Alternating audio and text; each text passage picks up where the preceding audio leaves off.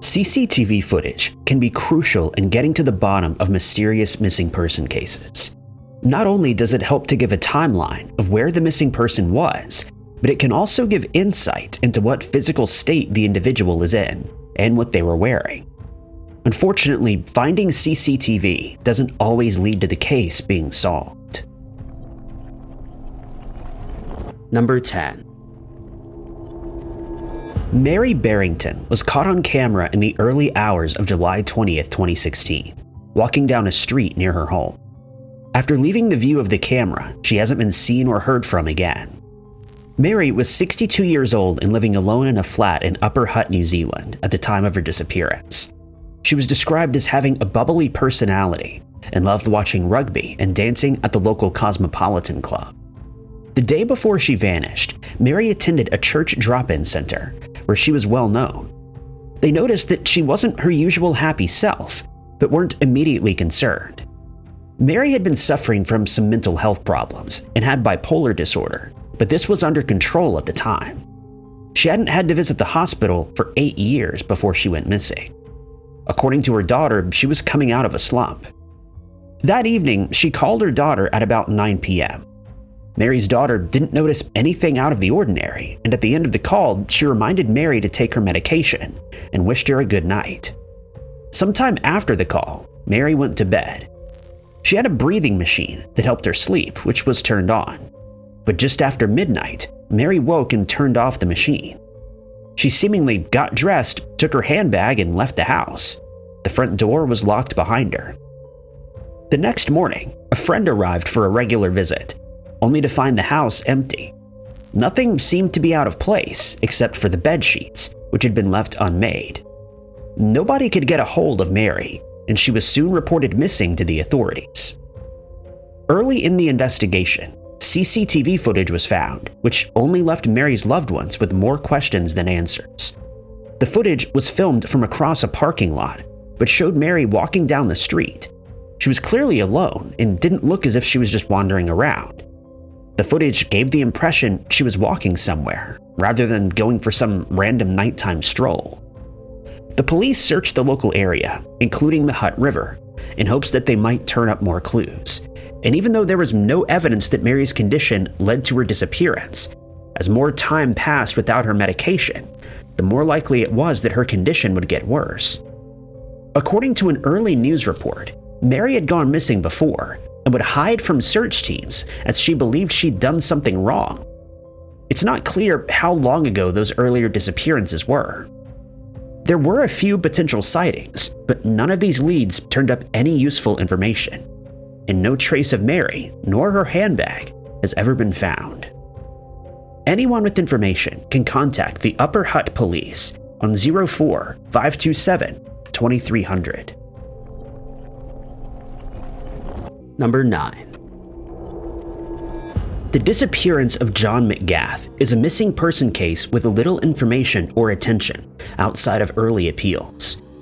John vanished without a trace in March of 2024, and despite an extensive search, no trace of him has been found in the almost 2 years since he disappeared. John was 52 years old and living in Caithness at the time of his disappearance. Caithness is the northernmost county in mainland Scotland and is part of the Scottish Highlands. The county includes 2 main towns and several smaller villages, including John O'Groats. John O'Groats sits on the north coast.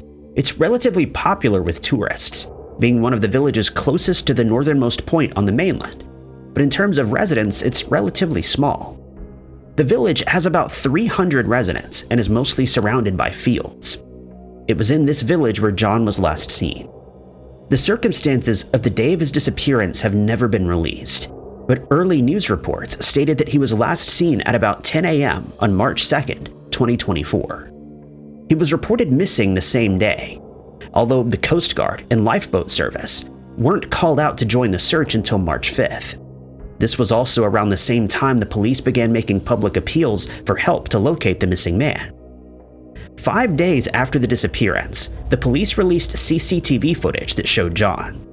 The still photos showed John walking alone, wearing a dark-colored coat and sunglasses, carrying a bag on his shoulder. The images were described as CCTV footage from shortly before John went missing, and it isn't clear if they were actually from the day of his disappearance or an earlier date. News appeals for information stated that it wasn't known what John was wearing at the time of his disappearance, which may indicate he wasn't wearing the same outfit he was seen wearing in the CCTV footage.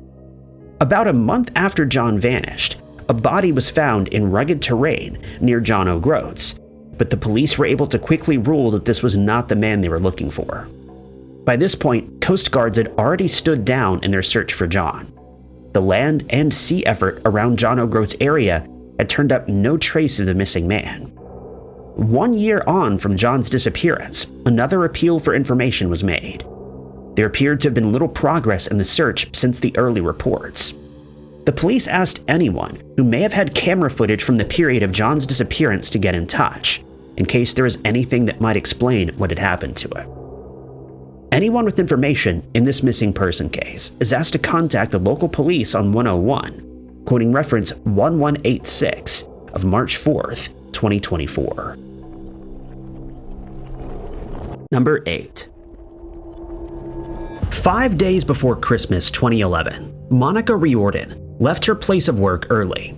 She was supposed to meet with her partner later that day, but Monica never made it to the meeting and was never seen by her loved ones again.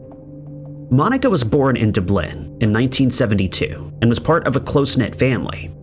At the time of her disappearance, she was working in the city as a civil servant for the government agency Pobal. The morning of December 20th began without any signs of anything unusual. She arrived at work like normal, but according to coworkers, left about 11 a.m. At around this time, her partner Keith also spoke with her on the phone. He later recalled that she seemed fine and didn't suspect anything out of the ordinary, but calls he made to her phone later that day went unanswered. What happened to Monica in the next 4 hours is a mystery, but at 3 p.m. she was spotted on CCTV at stores only a short walk from her work, and at around that same time she made 5 calls to emergency services. The final call came at about 3:30 p.m., after which no more calls were made from her phone. Over the next few hours, Monica was spotted on CCTV and by members of the public walking in the area between her place of work and the Grand Canal. She seemed to be disoriented, and her movements were described as uncoordinated and haphazard. The final CCTV images of Monica came between 7 and 7:30. By this point, she'd walked a little further and was now closer to the river, in an area known as Sir John Rogerson's Quay. This was the final time Monica was seen, and nobody has heard from her since. By this point, her partner was already worried. They were supposed to meet at 6 p.m., and Monica had failed to show up. She also wasn't answering her phone. By this time, her cell phone was no longer in her possession. It had been found by a passerby in the street 30 minutes earlier. Over the following day, Keith tried to contact Monica and was in touch with her family. No one had seen or heard from her since her disappearance. Monica was reported missing that evening. He theorized that she may have gone out drinking, which might explain why she appeared so disoriented in the CCTV footage. Nobody could explain why she had done this, though. Something might have triggered her while she was at work, and the short time between the phone call with Keith and when she was last seen by coworkers, but no evidence for this has ever been found. Over the following days and weeks, multiple appeals to the public were made.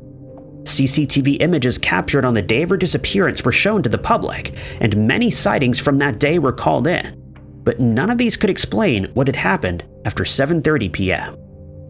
Finally, in February, Monica's handbag was found by divers in the River Liffey.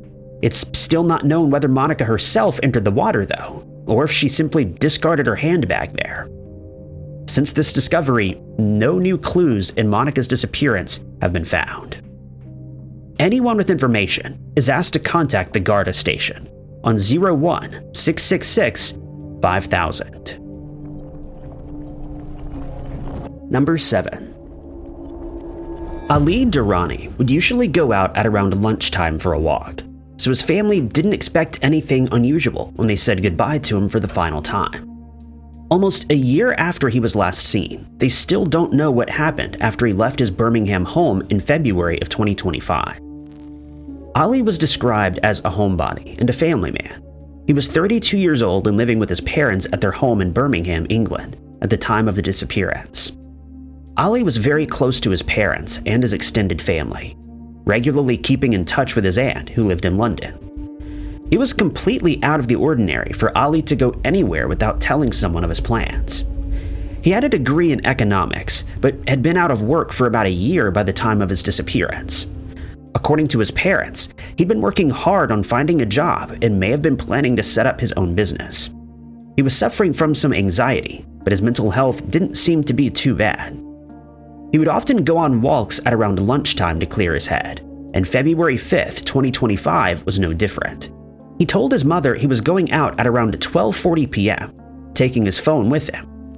Hours passed and Ali didn't return. When he still wasn't back by dinner, his parents began to worry, and he was reported missing not long after. A search of CCTV footage turned up some strange clues. The footage came from the day after Ali was last seen by his family. He was captured on camera buying coffee from a petrol station in the Turves Green area of Birmingham. At about 5:25 p.m., the footage showed Ali speaking to a woman who had a child and a small dog with her. The police appealed to the woman to come forward and later confirmed that they had spoken to her. The final activity on Ali's bank account came later that day, when he withdrew $250 while still in the Turves Green area. There also hasn't been any activity on Ali's social media accounts. He had his phone with him at the time of his disappearance. It continued to ring for 3 days before seemingly running out of battery. It was last active in the area of Queen Elizabeth Hospital. The device hasn't been found, and police have urged anyone who may have picked it up to hand it in. Other than looking at CCTV, the police have conducted drone searches and searched railway tracks, marshes, and riverbeds for any sign of the missing man. They also used digidogs, specially trained dogs that can detect hidden digital devices like SIM cards and hard drives. They were sent to search Ali's bedroom, but nothing was found. Anyone with information can contact the police on 101, quoting PID number 452099. Number 6. James Noonan was 5 months into a solo sailing trip around the world when he vanished without a trace, just days after reporting his passport as stolen to authorities. His parents reported him missing on August 22, 2025, 3 days after James was last seen. Since then, they've received contradicting statements from authorities, but no information about where their son is. James was 34 years old at the time of his disappearance. He'd set sail in March aboard a boat called Kehar, taking his Jack Russell, Thumbelina, with him. By August, James was in Gran Canaria and seemed to be in good spirits. On August 18th, he broadcast live on Facebook from Playa del Confital Beach, where he was walking among a crowd of people. That evening, he headed to Patty's Anchor Bar in Las Palmas, where he had a few drinks. According to one person at the bar, James drank a lot and told him he planned to go to Lanzarote, another one of the Canary Islands. At about 10:40 p.m., James stopped at a nearby kebab shop where he was captured on CCTV. The security footage showed James with his dog purchasing food. He wasn't wearing his backpack at the time, as this had been left outside for some reason. James would soon discover the bag was stolen.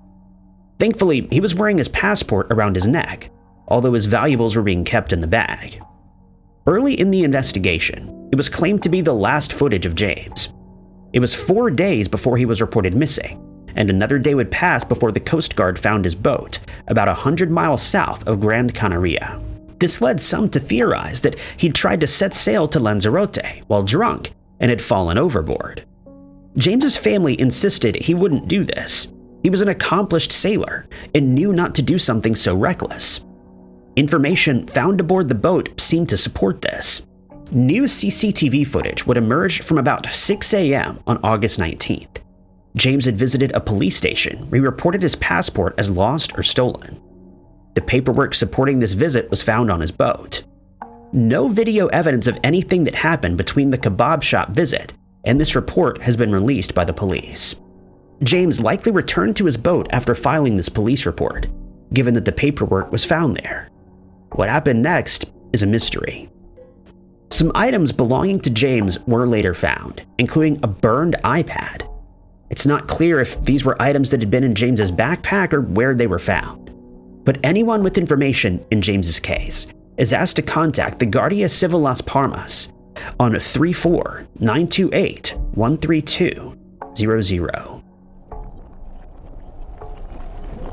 Number 5. Wendy Gessing left the pizzeria where she worked for what was supposed to be a short trip, driving someone somewhere. She never returned home and has not been seen since. Wendy was 50 years old and living in Crest Hill, Illinois with her long-term boyfriend Scott and her adult son. She'd gone through some difficulties in her life, but to her family and friends, she seemed to be in a good place at the time of her disappearance. She had a stable job working in the pizzeria her boyfriend owned, and also volunteered with a charity that helped people with substance problems. The day of June 12, 2021 seemed like any other. Her boyfriend had a shift managing the restaurant during the day, while Wendy picked up as the night manager in the afternoon. She was working with 2 other people that day, Scott's young niece and a man in his 60s that the couple knew well. At about 4 p.m., Wendy received a phone call. It's not known if the call came through the restaurant itself or via Wendy's personal phone. She told her coworkers that she needed to go out to give someone a ride and left in Scott's car. Wendy wouldn't return to end her shift or close the store. The next day, Scott realized his girlfriend hadn't returned and sent her a text. When she didn't respond, he tried calling, but the call went straight to voicemail. This wasn't the first time Wendy had disappeared without warning, and it wouldn't be until the 15th that she was finally reported missing. In the first days after her disappearance, there were a few sightings of her at a local motel. She was seen by multiple workers and panhandlers in the area. The police collected CCTV footage from the motel to try to confirm the sighting. The manager claimed he'd never checked Wendy into a room and hadn't seen her there in recent memory. The police did find someone who could possibly have been Wendy in the camera footage, but she was at a distance from the camera and it was nighttime. Neither Wendy's family nor Scott believed that the woman was their missing loved one. But at least one tip proved to be useful. There were more sightings at more motels. While CCTV footage could never confirm if any of the sightings were of Wendy, one did capture footage of what looked like Scott's car. It's not clear what motel this footage came from, and it hasn't been released to the public. On June 17th, the vehicle was found on a dead-end road not far from the pizzeria. There are no reports of anything suspicious about the car, but it had been there a while before a local homeowner reported it to the authorities. It wasn't unusual for cars to be abandoned in that area though, so at first he didn't find anything unusual about the car. Inside, the police found a key card for the same hotel where many people had spotted Wendy, but this didn't confirm that she had been there. But it did suggest someone who'd visited the motel had been in the vehicle. Wendy's phone was not in the car. That was located a while later in the Romeoville area. It was spotted on the side of a road by a passerby and was handed to the authorities. The police searched along the road for any other traces of Wendy, but no more clues could be found. Anyone with information about Wendy's case is asked to contact the Crest Hill Police or Crime Stoppers at 800-323-6734. Number 4. In the span of just a few hours, Malcolm Curtis left his home in a small village in northeast England and vanished without a trace. Despite extensive searches since his disappearance, no trace of the missing man was found. Malcolm was last seen on the morning of June 4th, 2025. He was 89 years old at the time of his disappearance and lived in the village of Easington. Easington is a small coastal settlement located between the Humber Estuary and the North Sea. The village has a population of less than 700 people and is relatively rural. There's limited information available about Malcolm's missing person case, but he left his home early in the morning and was last seen by witnesses at about 8:15 a.m., walking along a road. When he didn't return home, his family started to worry. This wasn't Malcolm's usual routine, and there didn't appear to be any obvious reason why he had wandered off. The outing was so unusual that Malcolm was reported missing by 11:30 a.m., less than 4 hours after he was last seen. The search for Malcolm began immediately, with the local police appealing to anyone with information to get in touch. The day after he vanished, CCTV footage relating to his case was released. The video showed Malcolm walking down a residential street. He was alone and didn't seem to be in any distress, though he was using a walking stick. The community came together to join the search for their missing neighbor. Football fields, bridleways, cemeteries, and beaches were all searched. Search teams used sniffer dogs and drones to try to locate any sign of the missing man, and the Coast Guard and RNLI were also involved in the search. Unfortunately, though, nothing was found. The last sighting of Malcolm was at about 8:15 a.m., walking along Hull Road. If he were walking away from the village, this would also be walking away from the sea. The road would take him through fields, and if he didn't turn off the road, he would come across the village of Skeffing in about an hour of walking. If he turned off this main road, it would have been a lot longer before Malcolm came across anything other than the odd farmhouse. According to searchers, there was a focus on the fields and ditches between these two villages. One woman who helped search for Malcolm reported falling into a hidden ditch while searching, which highlighted how dangerous it might have been if Malcolm had wandered off the pavement. Unfortunately, it's not known if Malcolm actually made it to the neighboring town. An appeal for information was made on Malcolm's 90th birthday in August, but there have been no updates since his disappearance was initially reported. And anyone with information in this case is asked to contact the Humberside Police on 101, quoting log 177 of June 4th. Number 3. When a relative goes abroad on a trip, it's natural for there to be some worry about what might happen to them while they're in a far-off place. But once that loved one touches down back in their country of residence, there's usually a sense of safety that returns. But in the case of Fermín Delgado Pinto, it was when he arrived back in Chile after a vacation that things started to go wrong. Fermín was an 85-year-old Peruvian man living in Chile with his daughters at the time of his disappearance. Despite his advanced age, Fermín still appeared to be in good health. He enjoyed long walks, especially on the beach near where he lived. But when he wanted to accompany his daughter on a trip to Peru, she wasn't sure this was a good idea. The trip had been a surprise for his daughter by her husband, and initially he hadn't been planning to go. When he decided to join them on the trip, they needed to book separate flight tickets for him. The outbound flight wasn't a problem, but there was no room on the return flight, and Fermín needed to catch a different one. His daughter worried about Fermín taking the flight alone, but the airline assured her there would be someone who would accompany her father. The assistants would help him through the immigration and luggage claims, then deliver him to the family who'd be waiting outside. This seemed suitable, and the journey was arranged. The outbound flight went well, and Fermín enjoyed his visit to Peru. April 2nd, the date of his return, soon came. Fermín's flight was 2 hours before his daughter's, and he made it on the plane without any problems. The plane was supposed to land at Arturo Merino Benítez International Airport at 7 p.m. His other daughter, a granddaughter, and a neighbor waited for him outside exit gate 4. The arrival time came and went, but there was no sign of Fermín. The family tried to get more information from airport staff, but staff wouldn't tell them if his flight had even landed. His daughter also wasn't allowed to wait outside another one of the exits where passengers could leave directly to the taxi rank. While waiting, they came across another woman who was going through the same thing. Her elderly mother was traveling back from Colombia and was now nowhere to be found. The woman soon learned that her mother had been taken off the plane and brought to baggage claim, where she was left for hours.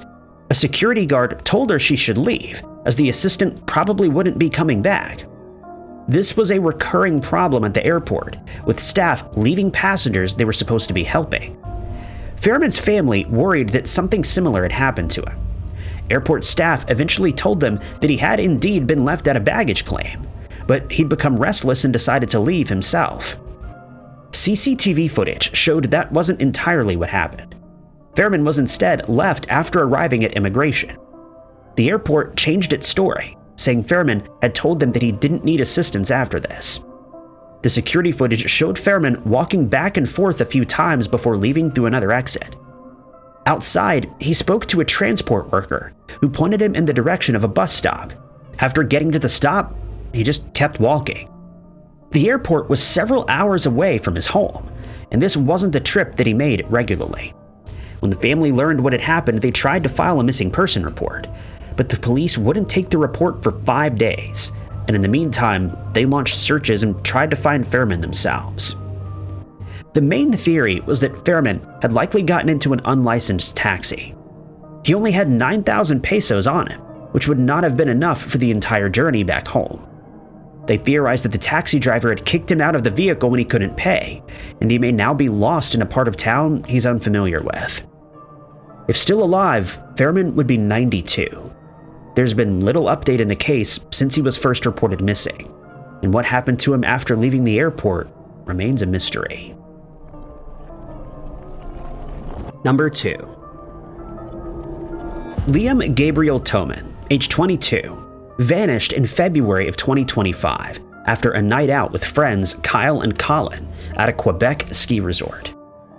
Celebrating his college graduation, Liam was last seen on CCTV at around 3 a.m. after being escorted from the bar Le Petit Caribou. This walk was seen on security cameras. The CCTV footage showed Liam on his phone. He tried to send a text to Kyle, asking him to meet him outside.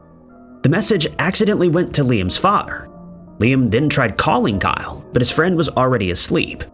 The cameras showed Liam put his phone away and then walked off towards the hotel. The footage showed him attempting to contact Kyle, and then speaking briefly with 2 people near his hotel, the Tour des Voyageurs 2. He never made it back inside that hotel. The next day, his friends reported him missing. Despite clear weather, the negative 25 degrees Celsius temperature and deep snow posed considerable danger. An extensive search was launched. Months later, as the snow melted, Liam's hat and wallet were found, but money was missing from his wallet, though bank and hotel cards were still present. A year later, his parents are still seeking answers. Anyone with information is asked to contact the police at 1-800-659-4264. Number 1. The eerie final images of Diane Alves Souza show her in the elevator of her apartment building, trying to deal with a recurring electrical problem. At one point, Diana looks into the security camera and seemingly has no idea what's about to happen. Diana was last seen on December 17, 2025. She lived in a large apartment building in Caldas Novas. Her family owned multiple apartments in the building, and she lived there in order to manage the properties. The 43-year-old had had some problems with her apartment management and other residents in the past. Months earlier, a petition had been signed by multiple residents asking the management to evict her, but Diane stayed at the property. She'd also gotten into arguments with the building's management, and on one occasion, she'd accused one staff member of hitting her. It seemed like there were going to be more problems on December 17th. The power in her apartment had been turned off, but everywhere else in the building was still brightly lit. This wasn't the first time she'd had an electrical problem, and she knew it wasn't due to unpaid bills. All of her bills had been paid.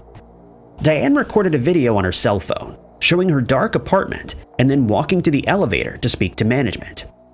The trip was also captured on CCTV. At one point, she talked with another resident, and it suggested that this might just be kids messing around in the basement. No images of Diane talking to building staff have been shared, but she sent her own footage to a friend. She then set off for the basement to turn the power back on, recording another video as she did so. This video would never be shared. CCTV footage showed Diane stepping off the elevator in the basement, and then nothing else. The following day, Diane's mother arrived at the apartment. Diane was supposed to be traveling to visit family over Christmas, and she was staying in Caldas Novas to manage the property. Her mother found the apartment empty and unlocked. Diane wasn't in any of the other apartments the family owned, and her mother couldn't reach her cell phone. Nobody else in the family could get in touch with Diane, and the police were soon called. CCTV footage was uncovered and shared with Diane's family and the media. There was only one camera in the basement, and it was positioned in a different area from the one Diane was headed to. Other residents in the building also claimed that some of the security cameras were turned off, which meant tracking Diane's movements was even more difficult. What is known is that no footage showed Diane leaving the property or getting back into the elevator. Local police theorized that foul play is likely in Diane's disappearance, but her family have reiterated that they are not accusing any apartment staff of any wrongdoing at this point. A month after her disappearance, the police and Diane's family have appealed for any information on this case. Anyone with information can contact the authorities on 62-98595-6124. Thank you guys so much for watching. If you liked this video, be sure to hit that like button. Also, don't forget to subscribe and click that notification bell to keep up to date with all of our future uploads. But my name is Ty Knotts, and I'll catch you guys in the next video.